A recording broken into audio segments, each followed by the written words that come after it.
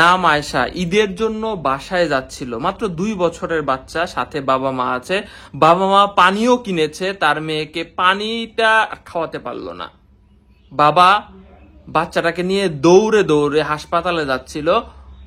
হাসপাতালে যাওয়ার সময় অনেক বিলাপ করছিল, মা জ্ঞান হারাচ্ছিল বারবার। হাসপাতালে যাওয়ার পরে আয়েশা আর নাই, তাদের ঈদ আর ঈদ থাকলো না, আনন্দ আর আনন্দ থাকলো না।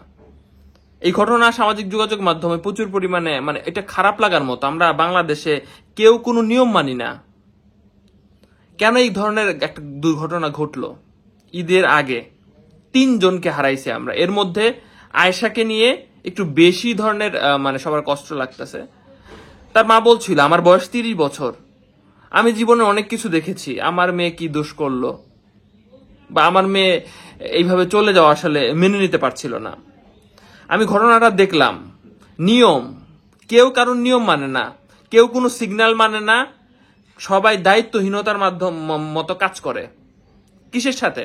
ট্রেনের সাথে, তাদের গাড়ির মুখোমুখি অবস্থায়।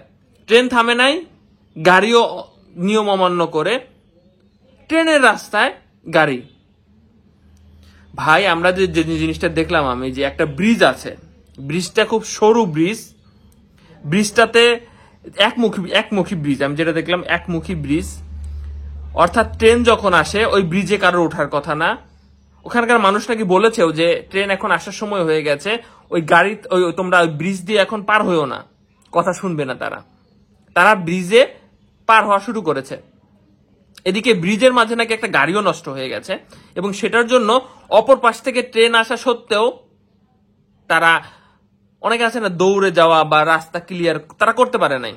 আবার ট্রেনের নাকি নিয়ম ছিল যে ট্রেন এসে আগে ব্রিজের ওপাশে থামবে, ব্রিজের ওপাশে থামবে, এরপরে ক্লিয়ার হবে, একটা ক্লিয়ার সিগন্যাল পাবে, এরপরে ট্রেনটা ওই ব্রিজটা পার হবে। ট্রেনও নাকি সেই দিন নিয়ম অমান্য করে খুব দ্রুততার সহিত পার হয়ে গেছে, এবং এই ধরনের ঘটনা সম্মুখীন হয়েছে। ট্রেনের রাস্তার উপরে তাদের গাড়ি ছিল। ঈদটাই তাদের একদম কি বলে, খুব কষ্ট লাগার বিষয়। মানে সন্তান তাদের বাবা মার জন্য যে কতটা আসলে তাদের সাথে মানে ভাবে জড়িত, মানে এটা সবাই আমরা বুঝি।